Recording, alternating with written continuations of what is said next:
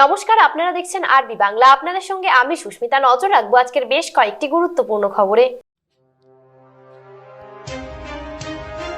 Digha rail station অমৃত Bharat station হয়ে উঠবে আরও উন্নত। ভার্চুয়ালি উদ্বোধনে প্রধানমন্ত্রী।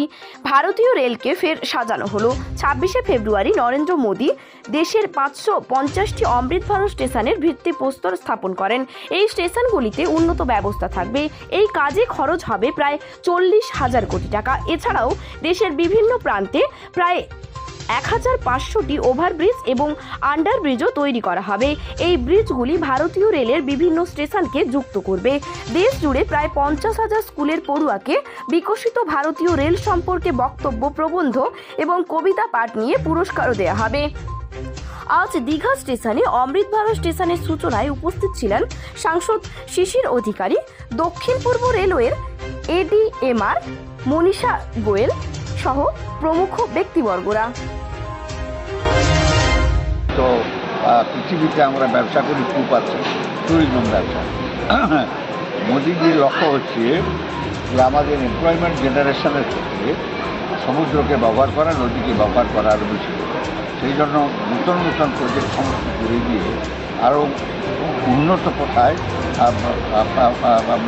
আমাদের যে দর্শনীয় স্থানগুলো, সমুদ্র, পাহাড়, নদী জায়গাগুলোকে মন্দির সুন্দর করে তোলা এবং সুন্দর করে তুলে এমপ্লয়মেন্ট জেনারেশনের গতিটাকে আরও বাড়িয়ে দেওয়া এবং মানুষের নিত্য প্রয়োজন যা জিনিস আছে রেগুলারলি যে জিনিস দরকার, ওটা ফার্স্ট রান, প্রথম রান।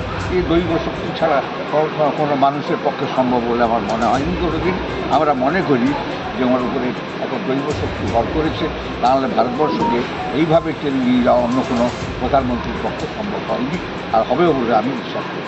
যেখানে বেশ কিছু রেল প্রকল্প জমি জোটের জন্য, রাজ্যের জমি জোটের জন্য একবারে অনেক স্বীকার্য জিনিস। এসব কথা বললে তর্ক, বিবাদ, ঝগড়া, ঝঞ্ঝাট অনেক উঠবে। আমি বলি না, এটা মানুষ বুঝতে পারছে যে রেলকে একবারে পিছনে ফেলে দেওয়ার একটা হীন পরিকল্পনায় চক্রান্ত চলছে এবং চক্রান্ত মানুষ উপলব্ধি করছে এবং এগুলার যে যার উত্তর সে আপনি পেয়ে যাবেন, কারো কিছু পাওয়া অসুবিধা হবে না।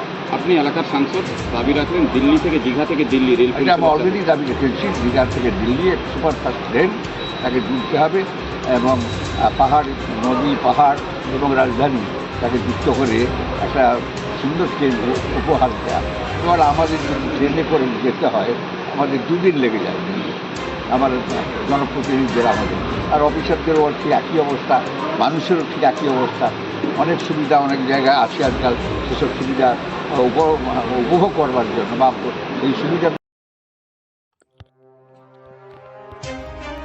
দীঘা সমুদ্র সৈকতে পড়ে রয়েছে মৃত ডলফিন, আর তা দেখেই পর্যটকরা নাক ছিটকাচ্ছেন, কেউ বা গন্ধে রুমাল চাপা দিয়ে এলাকা থেকে সরে যাচ্ছেন। ঘটনাটি দেখা গেল নিউ দীঘা স্টেশন ঘাট সংলগ্ন বিচের ধারে। দীর্ঘদিন সমুদ্রের খাঁচে পড়ে রয়েছে প্রায় 3.5 ফুট লম্বা একটি মৃত ডলফিন, যেখান থেকে পচা দুর্গন্ধ বেরোচ্ছে। হুঁশ নেই প্রশাসনের।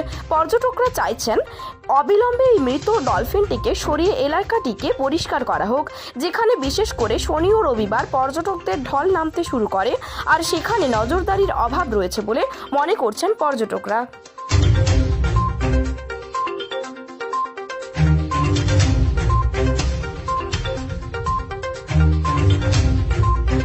শম্ভু সিং, আমরা কাকিনাড়া। এই যে মনে করুন দীঘা পর্যটক স্থান করে ঘোরাতে আসছেন, এখানে কিছু গন্ধ পাচ্ছেন? এই তো মারা যাচ্ছে।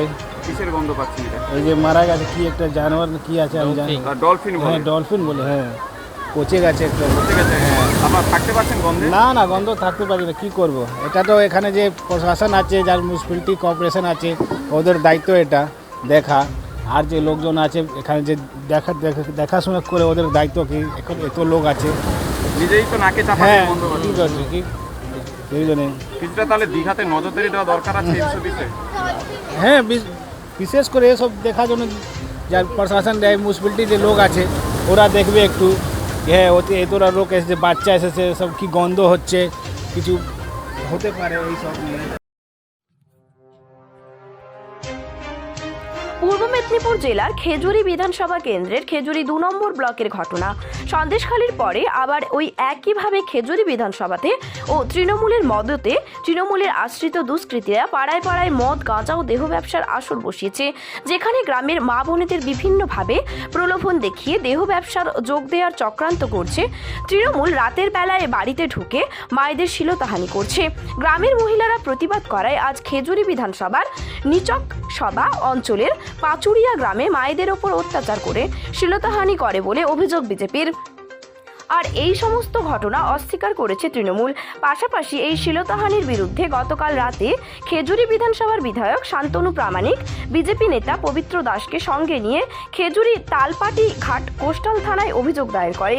বিধায়ক জানান, সন্দেশখালীর মতোই খেজুরিতেও এই একইভাবে মায়েদের ওপর অত্যাচার সহ্য করা যাবে না। আগামীকাল থেকে পুলিশ ও তৃণমূলের বিরুদ্ধে বিজেপির যুব মোর্চা ও মহিলা মোর্চাকে নিয়ে আন্দোলনে নামার হুঁশিয়ারি দিলেন বিধায়ক শান্তনু প্রামাণিক।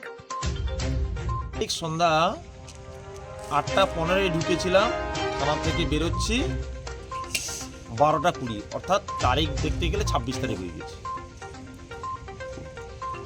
লজ্জাস্কর ব্যাপার।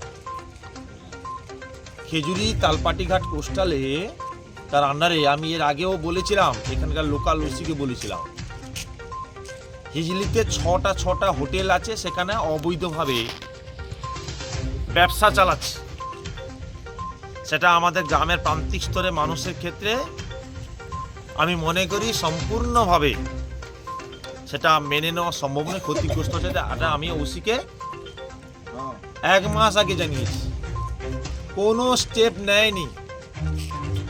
আমি বারে বারে বলেছি তালপাটি ঘাট কোস্টালের আন্ডারে খেজুরি এবং নিচকোসবা দুটো অঞ্চলে প্রবল আকারে অবৈধ মদের ঠেক হচ্ছে, যা থেকে এলাকাতে প্রবল আকারে সমস্যার সম্মুখীন হতে হচ্ছে সাধারণ মানুষ।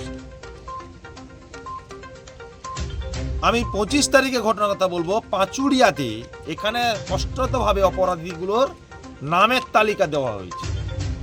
এই নামের তালিকাতে আমি বলবো আমাদের মহিলারা গিয়েছিল, প্রতিবাদ করতে গিয়েছিল, তার মধ্যে এখানে মামনি মালিকে তীব্রভাবে অত্যাচার করা হয়েছে।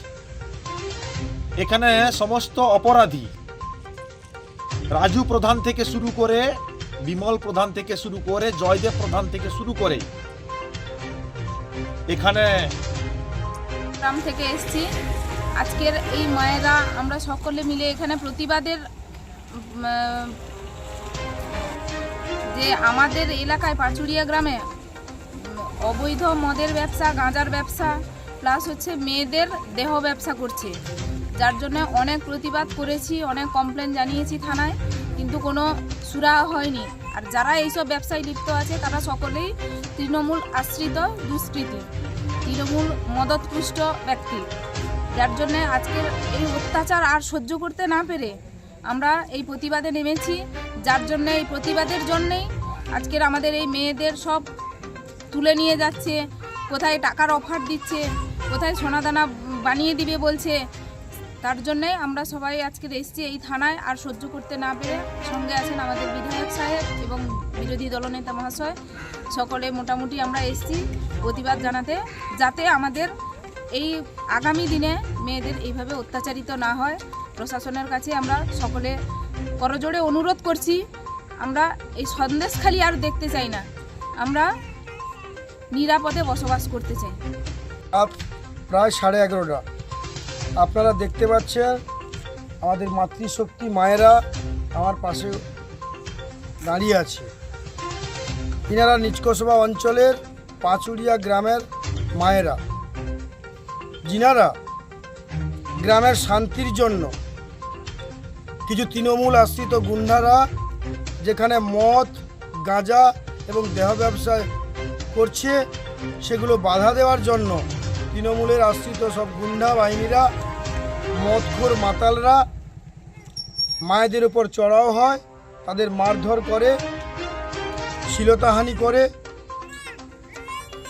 এই আমাদের সমাজ তৃণমূল খেজুরির আমাদের যে গৌরব ছিল কিভাবে ভুলণ্ঠিত করছে আপনারা দেখুন।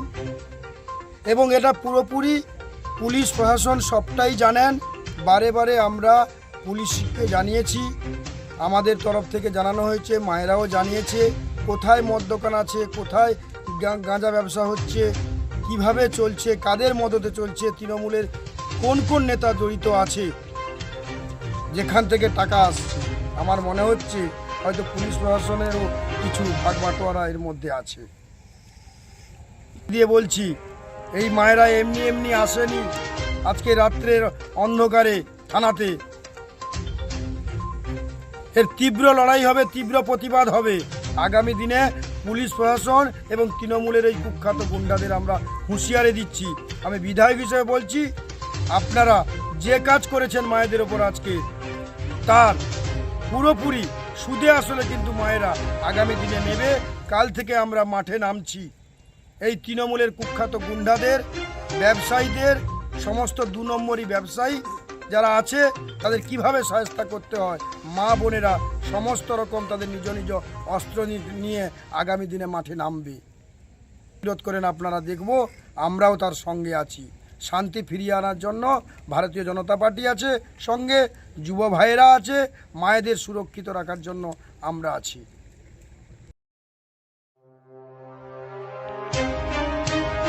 কাকসায় এক ব্যক্তিকে অপহরণ উদ্ধার করলো কাকসা থানার পুলিশ।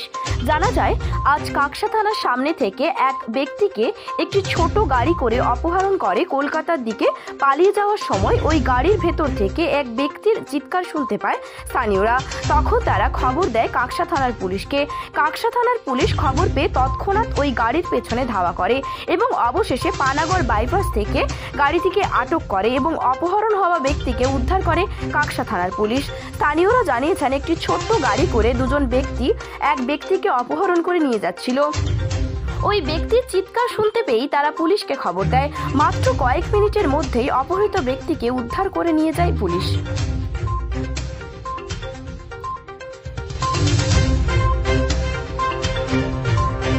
দেখছিলেন তখন কি দেখতে পেয়েছিলেন? গাড়িটা ওভারটেক করলো, মোল্লাপাড়া ওখানে দাঁড়িয়েছিল। দাঁড়িয়ে পর এখানে এসে আমি দেখলাম কি গাড়িটা তো ঝড়ের মতন যাচ্ছে ধারণার বাইরে, আর গাড়ি থেকে চিল্লানির আওয়াজ আসছিল। কিছু বুঝলাম তো, আমরা পেশেন্ট ছিল, আমি চলে যাচ্ছি। তারপর বললাম হয় মনে হয় নিশ্চয়ই কোনো কেস মানে ঘটনা আছে গাড়ির ভিতরে, প্যাসেঞ্জারটাও বলছে। তারপরে কি পুলিশ ধরেছে? আমি চলে গেলাম, মতো চলে গেল স্যার, আমি কি করে যাবো? পুলিশ ধরেছে তারপরে? হ্যাঁ ধরেছে, ঠিক আছে, সেটা আমি তো চলে গেলাম। গাড়িটা ব্যাক হয়ে এখান থেকে ট্রফিকরা ওখানে সব করছে। কতজন ছিল কি দাম দেখতে পারবেন না? স্যার আমি ভিতরে কাজ বন্ধ হচ্ছে, আমি সেটা কি করে দেখবো? কি নাম আছে আপনার? আমার ভাই পণ্ডিত। সংবাদ এখন এ পর্যন্তই। দেখতে থাকুন আরবি বাংলা, খবর যেখানে হাতের মুঠোয়।